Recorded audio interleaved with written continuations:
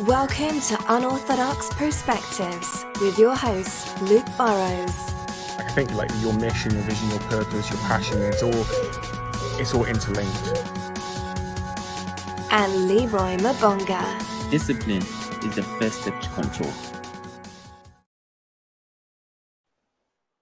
Hey guys, what's going on? Welcome back to Unorthodox Perspectives. We're here for episode 23 of the show. We missed a week last week, so I'm happy to be back. And if you're watching on YouTube or across social, then you'll be able to see that Leroy is not here just at the moment, but he will be joining us soon. But I do have our guest, Sahar is here. So thank you so much for joining me today. Thank you for having me. No worries. So, we first connected, it seems like ages ago. I think it was like Backlash last year. And I was really kind of inspired and really loved like the work that you're doing around helping leaders. And I think at the time you were just going for a rebrand with your platform and everything. And I know that it's kind of developed and everything since then. So for those who don't know who you are, it would be great to in a minute or so kind of learn more about what it is that you do, your company, which is Coach Wilson, the people that you serve, the people that you help, and ultimately like how you do that. Yeah, sure. So hello everyone, my name's Sahar Habib and I am the founder of Coach Wilson. Now, how do I kind of go into this in less than a minute? So Coach Wilson is essentially a leadership development company that is dedicated to supporting leaders who want to become leaders of the future, right? So we're talking about changing the landscape of leadership and bringing you into authentic leadership, which kind of steps away from that old school mindset and that millennial mindset, which is very new. That's kind of like a brand new vision as well. And it's helping leaders balance the business and people culture in order to retain their talent and increase their revenues.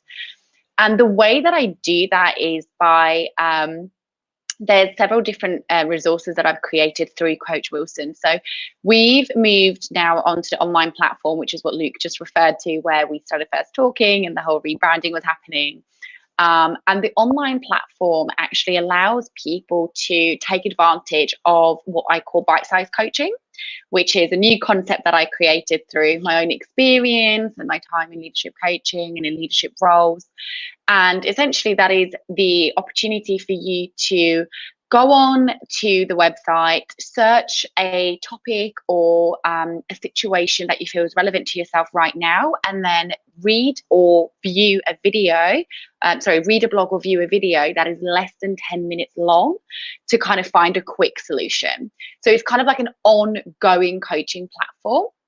And then on top of that, if you want to have long-term solution, we've got the coaching and training programs for individuals and companies. And then we've also got the training programs that are on demand on the website.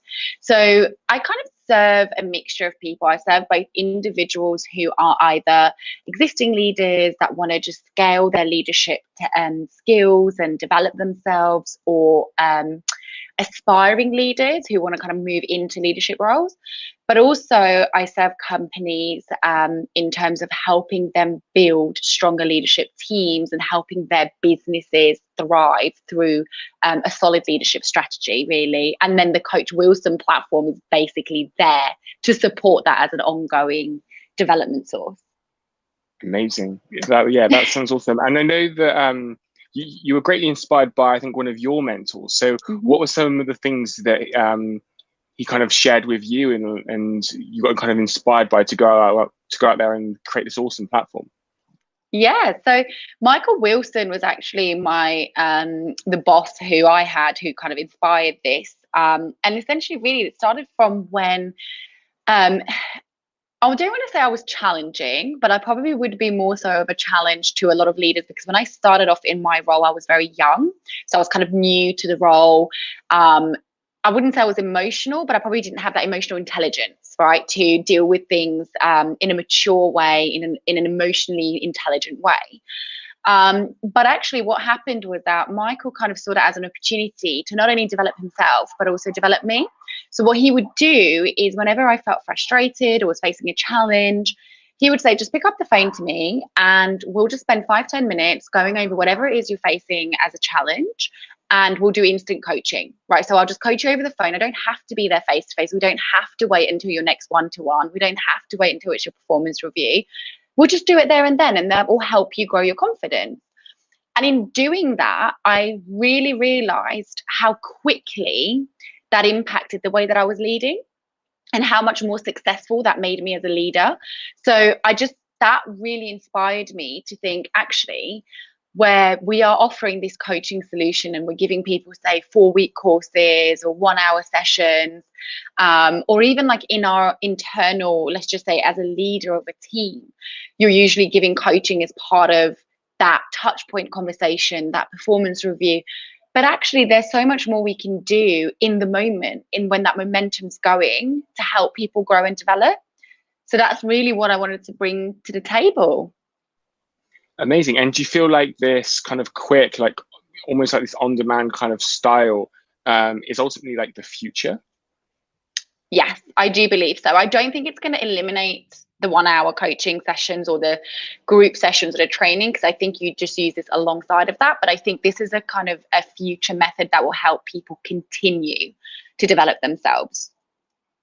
And from the companies and people that you already serve, I'm assuming that they're kind of open-minded to like this new style where, also I'm sure you also come across those that are maybe a bit closed-minded and skeptical. Kind of fixed mind, skeptical kind of to that. So how do you kind of handle that? What are those kind of conversations like? How do you, I guess, like inspire them to actually start to be more open-minded? Because I feel like I can definitely see how this is the future and really goes alongside those, the longer sessions and the one-to-ones.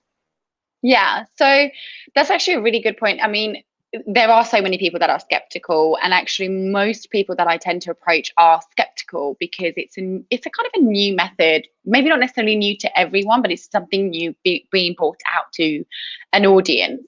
So the way that I kind of deal with it is, firstly, I have a little model that I've created of the whole authentic leadership view. So it kind of shows you what old school leaders tend to do, what millennial leaders tend to do, and how an authentic leader brings that into balance. And I use that as kind of like a visual aid just to kind of start that conversation going and just getting people to think a little bit and go beyond their own personal beliefs.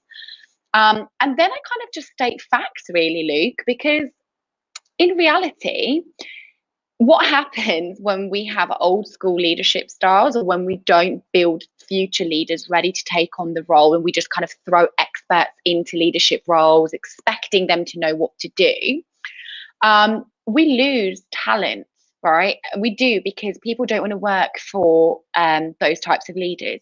Losing talent is going to not only cost your company money, it's also going to cost the remainder of your talent. Is going to make you lose out on those people as well, because they're essentially going to look at that person who walked out and think, well, I can do the same thing. I'm also not being treated right, or I'm also not being led well. I also have no opportunities to develop.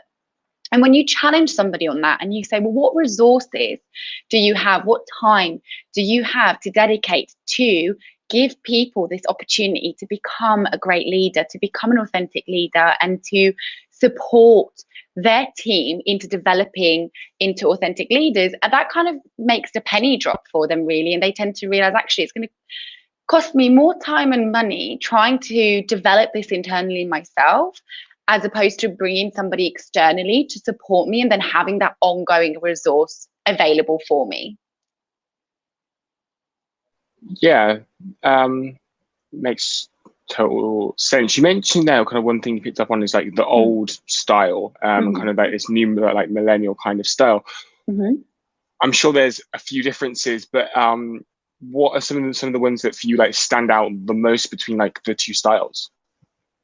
So, I mean, old school leaders, I think we've all probably met one or two of them. They're pretty much the ones that are like, I'm the boss, what I say goes, and you do as I say. Right, so they're very dictatorship, kind of authoritative minded. Millennials, on the other hand, are like the extreme opposite.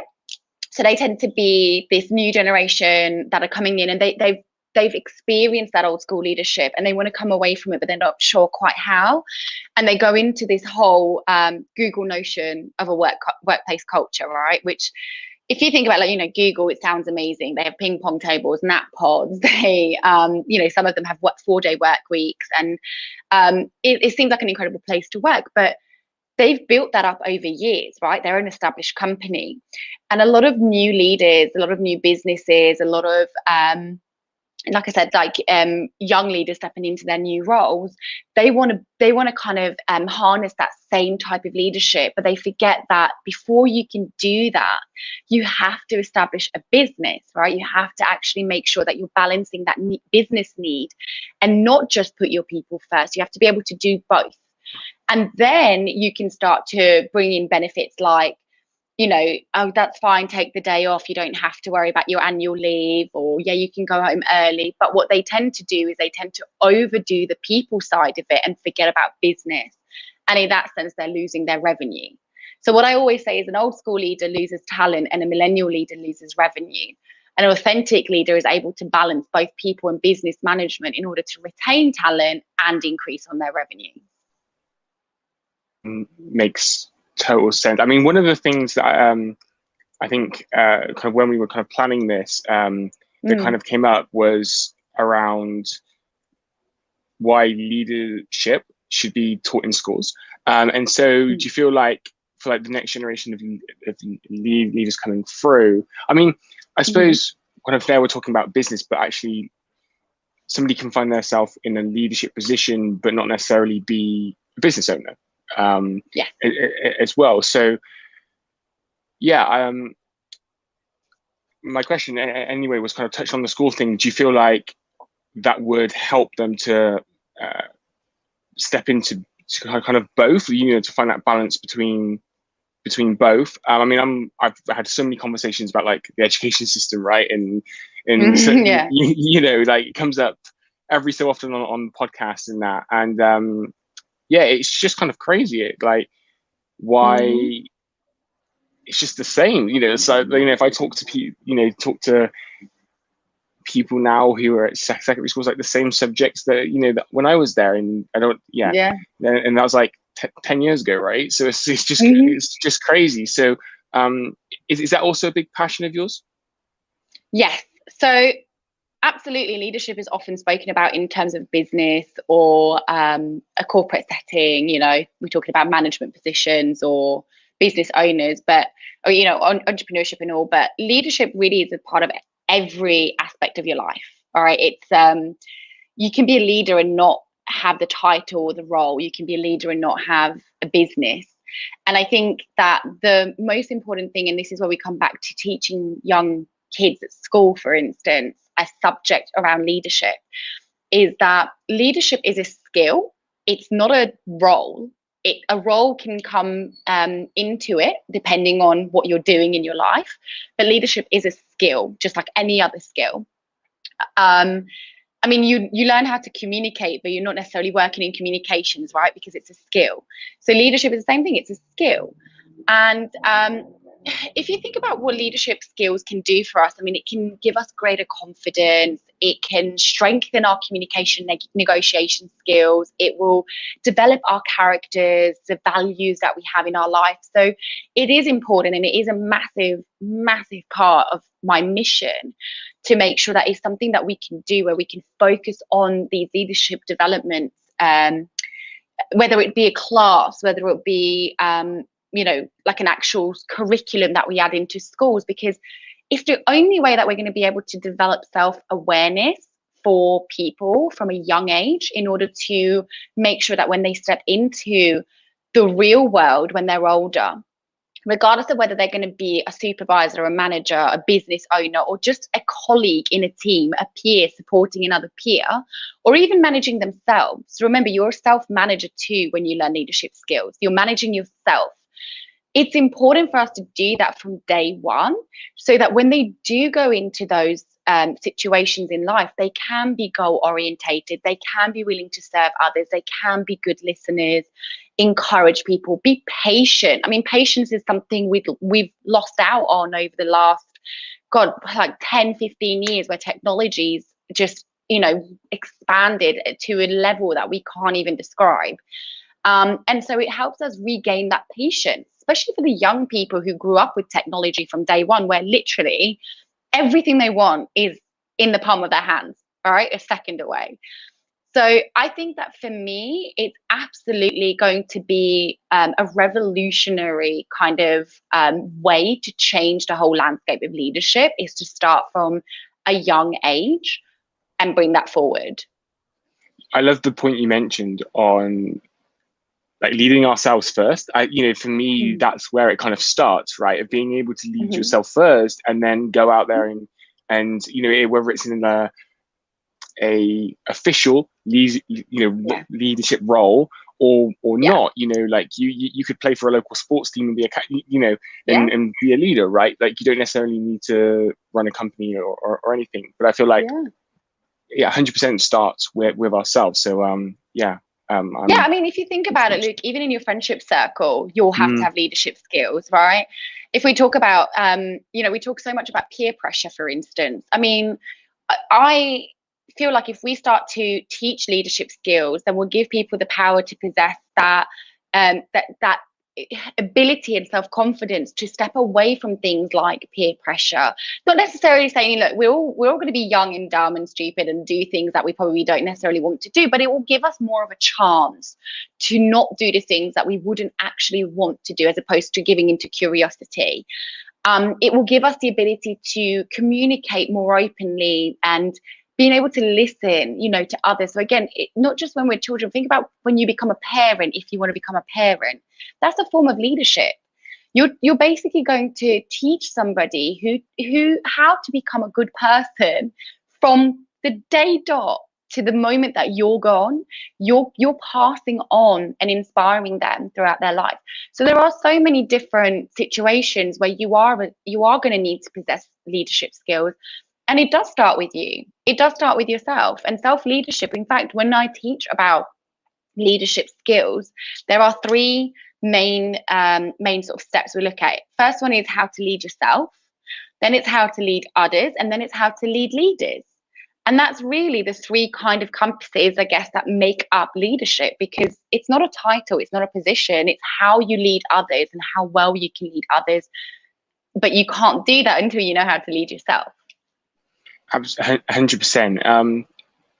So if I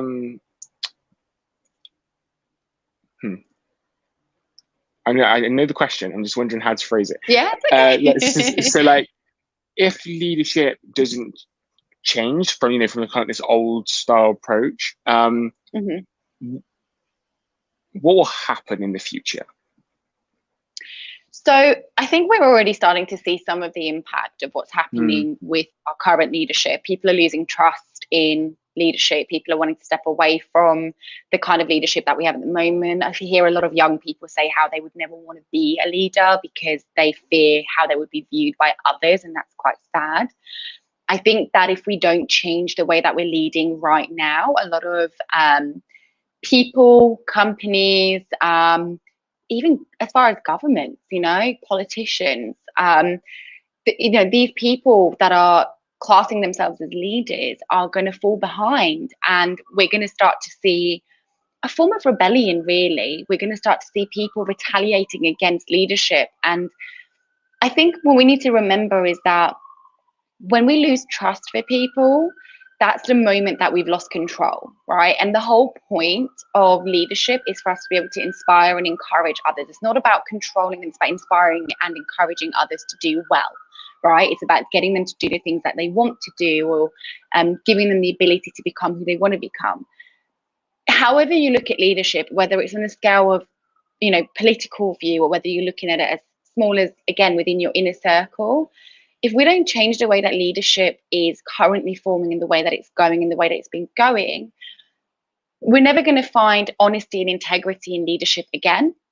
At the moment, the elite schools where most of our senior leaders, i.e. again, politicians, tend to attend, the schools they tend to attend, they teach things like communication and PR as opposed to leadership, because they're more concerned about you being able to lie to the audience to the followers than they are about you being able to do well for them. So I think that if we're going to have a brighter future, we're going to have to start focusing on how can we lead well in order for us as a community, as a society, to thrive and do well. Because otherwise we're going to see a rebellion, and it means that us as a society, we're going to fall back and we're not going to be able to move forward into the future the way that we're intended to. Does that make sense? 100%, 100%. And so, if someone's listening to this or watching this right now, and maybe, they just had like that light bulb moment, but like, what are some things that they can do or just start to do to step into more this new style, ultimately, that we're talking about? And, maybe they have burnt some trust before, burnt some bridges. Like, how do they start to repair that? To move into like pretty much what we're talking about here, apart from obviously sign up to your platform. What some other things that they can do? So there's lots of things that you can do. Doesn't necessarily have to be coaching or bite-sized coaching or anything like that, but although that does help, I think that it really starts with just kind of having a bit of a self-reflection. Just think about the things that you do and the things that you would like to do, or as I always say, my favorite thing that I ever did, actually, when I did my leadership course, my actual coaching certification, was that the very first day they sat us down and they said, write down who the best leader you've ever worked for or seen or heard of, who they are and what they did that made them so great. Then write down the worst leader that you ever worked for, heard of, or seen, and why do you think they were bad. And then they kind of let us put that aside, and then they told us to write down all the things that we think we did great and all the things that we thought we didn't do so well, like what would make us feel like some of the things that we were doing that made us feel like we could potentially be a poor leader. And then what they'd done is they'd gone out and sent out like a survey, an anonymous survey. So we got to nominate a few people to say, do you agree with this point of view? So do you agree that this is what she does well? Do you agree with this is what she doesn't do well? And they married them up and then kind of put that next to your vision of what a good and a bad leader is and the reality of what you're doing. And it kind of gave you a moment to go, whoa, okay, I actually thought I was really good at that, and clearly I'm not doing it. And in my vision, what I've envisioned to say a good leader does, that is a really important part of it. So i.e. listening skills. That was my biggest challenge. I was the worst at listening to my team when I very first started, because I had that impatience. It was like, no, I've just told you to do this, just get on with it. And I didn't realize I wasn't being clear or I wasn't explaining it well enough. But I thought I was very good at that. And then I had that reality check and I was like, oh my goodness, I don't. So I always say that just have a moment to self-reflect. Even if you can't do the anonymous surveys or whatever, just be honest with yourself. What do you think you're doing well and what could you do better? And then marry that up to your vision of a good and a poor leader. And then start working on one thing at a time. So if listening skills is something that you think you can improve on, just focus on that. And that could be as easy as just watching a TED talk or getting 360 feedback from your team or your friends or your family. If communications is something that you want to improve on, again, you don't have to. I mean, I will always say a coach supports it, because what a coach does is they sort of go through that journey with you. They help you with thought-provoking questions and give you tools and models and stuff to support with that. But if you just want to do it yourself, you can read a book on good communication. You can practice with friends and family. So there's so many things you can do, but it starts with self-reflection, really, and then you can move on from there. Yeah, I mean, reflection and just reflective practice just in general is something that I've definitely used is even really before I started my own business. I was kind of huge on reflection. It just kind of brings awareness to a lot of things, and and I feel like also because we live in such like a busy kind of environment and world, like just having that time to stop and just bring more awareness to things, and notice those things that you're doing well, not so well, to move forward with ultimately. I think reflective practice is fantastic. Yeah, absolutely. It's so important. And I think The most important thing to remember here, if it is something that you really want to do, is that you need to be honest with yourself, because the only person who's going to suffer here if you just try to lie to yourself or turn a blind eye to the truth is you, because you're not going to progress, you know? Yeah, absolutely. Before we kind of wrap things up, I was expecting Leroy to be here, but obviously something has come up. So millennials often get, I feel from in the younger gen, from older people and everything, a bit of a bad stick, you know, especially within the workplace. Oh, they're lazy and kind of all these sorts of things. How do you kind of navigate? Like, have you found that? How do you navigate that? You know, because if we're talking about this new style, you know, I'm curious about like your thoughts on that ultimately.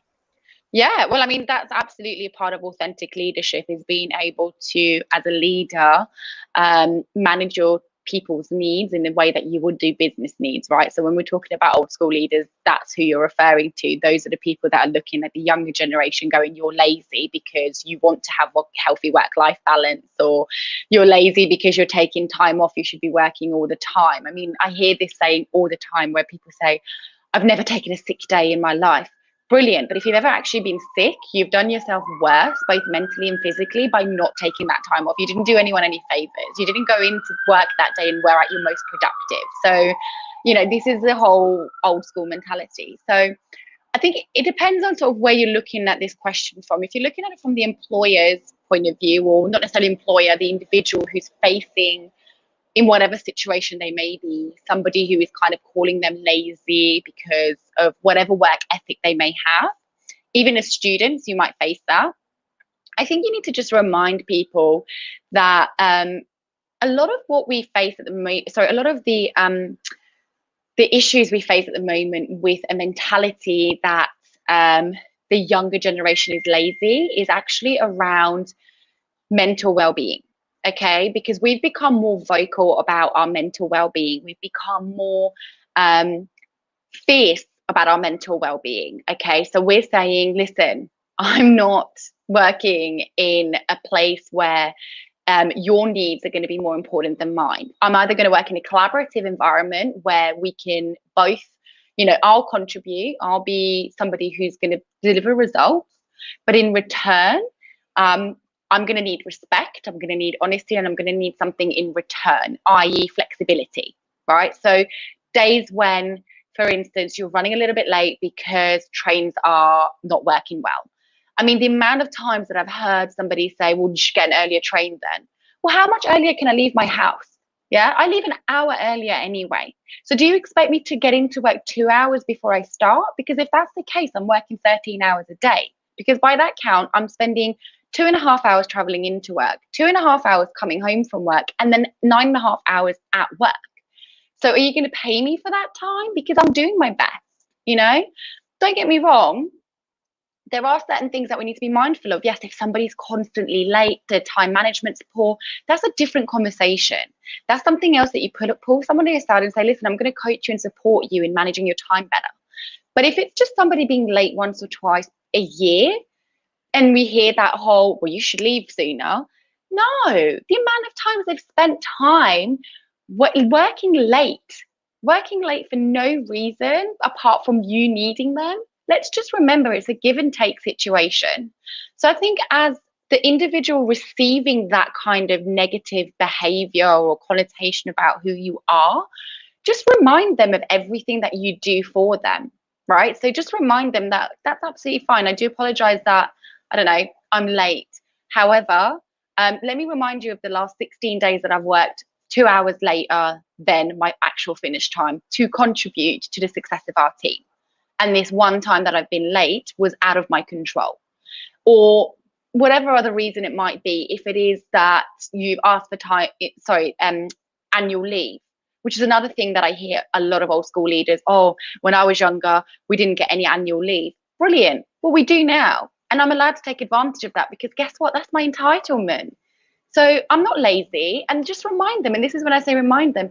I understand that it's a busy time. However, in order for me to perform at my best, I will need to take some time to rest and then come back refueled and with a fresh mind. just be able to refocus. And I guarantee you, I'll deliver you better results than I would if I don't take that time off. Do you feel like again, I don't want to say like a blanket statement because I'm sure it's not like this, but do you feel like millennials and younger are probably a bit more conscious, if that makes sense, to just, okay, because you mentioned there about like, mental well-being and stuff. So just in general, up to like the lifestyle they kind of want, because I kind of face that, when I worked in 9 to 5, I just like knew that type of environment like ultimately wasn't for me. But then you kind of have this societal pressure of like, well, no, like this is what you do type of thing, and kind of like managing that to really discover kind of my own self. And then once I kind of became more conscious of like my own values and was able to articulate them and step into them and then start to live them. And I just don't know, like I kind of sensed that, like millennials and maybe younger are more, I guess, conscious, I guess. Yeah, I think they're more conscious and more accepting. I mean, listen, when I stand in front of a team of, let's just say, I don't want to say older necessarily, but we will say older generation leaders. I'm a girl who wears a lot of makeup. I like to have my hair very nicely done. Not today, unfortunately, it's a hot day. Fluffy hair today. But, I like to dress nicely in the way that I feel comfortable. I don't like to wear pantsuits. That's never happened and it will never happen. I don't find that professional. I just find that societal expectancy from, like, again, the older generation, that if you don't wear a pantsuit, somehow you're not intelligent or professional. I enjoy my dresses. Of course, I keep it professional in terms of I'm not going to come in with, dress above the hemline or anything like that. But I like to have bright colours. I like to be eccentric. I like my personality to shine through because I am authentic. And I've learned to be authentic. I've grown to become an authentic leader. When I stand in front of them, they view me and think, young person, not that intelligent, probably emotional, probably doesn't really know what she's talking about. It's, and I get this a lot actually when I first approach potential clients as well. They're very surprised at kind of the level of knowledge, experience, skills, and even, again, how I articulate certain matters. And when we talk about the situation at hand, and they're like, oh, I didn't think about that. And you're like, yeah, guess what? Just because I look a certain way or behave a certain way in your head doesn't mean that I can't deliver on the results that I'm promising you to deliver.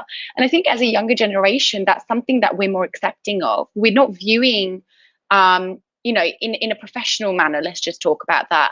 We're not viewing somebody who, for instance, comes in to the office with, let's just say, in a non-client facing role. I can appreciate a client facing role, we'll probably want to wear suits and more professional clothing. But if we're in a non-client facing role and you come into the office with, say, jeans and just like a jumper on, they're not going to look at you and go, you're unprofessional. They just think that's just clothing. That's just the outside. What's inside is something different.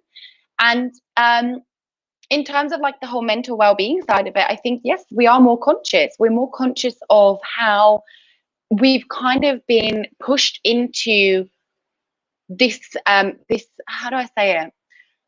We've been pushed into this kind of ideal of what we should be and what we should become, and we're no longer accepting that. We're just saying, no, hang on a minute, I'd rather be real, and I'd rather be myself, or I'd rather be with somebody who's willing to be themselves.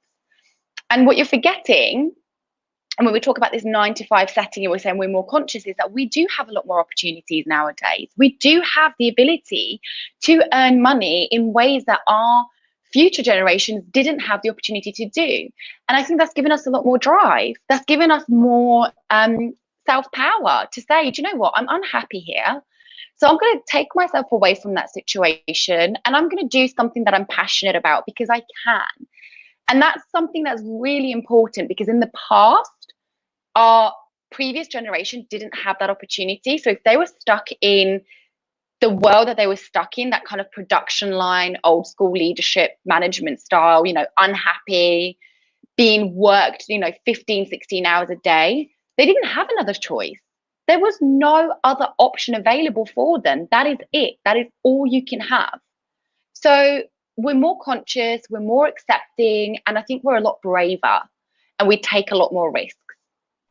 Yeah, 100%. And I feel like, for me, just on that point, I feel like the understanding of like from like both sides, I feel is for me, and for me anyway, is a key point. Like that understanding from old school leaders of like, actually this is a different time. Like we can maybe do a hybrid way of working, or we don't necessarily need to come into the office every day in a suit. Like I've never worn a suit like ever, or whatever it is, you know. And I feel like maybe our generation and younger to also understand of like, actually why are they like that? It's like because that's the norms that they kind of grew up with, you know, and it kind of finds this middle balance, this understanding.